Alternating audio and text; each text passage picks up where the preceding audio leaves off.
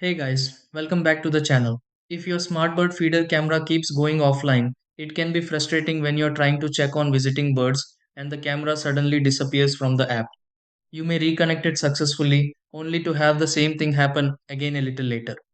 In many cases, the camera itself is working properly. The real issue is often a weak Wi Fi signal, low battery, outdated firmware, or temporary network interruptions. Before resetting the camera or going through the entire setup process again, there are a few simple checks that can help keep the connection stable. In this video, I'll walk you through the steps you can try to stop your smartbird feeder camera from going offline repeatedly. 1. Move the camera closer to a strong 2.4G HZ Wi Fi signal. 2. Recharge the battery to ensure it has enough power. 3. Restart both the camera and your Wi Fi router. 4. Keep the camera away from devices that may cause wireless interference. 5. Update the camera firmware through the companion app. 6. Check the connection in the app and confirm it remains online.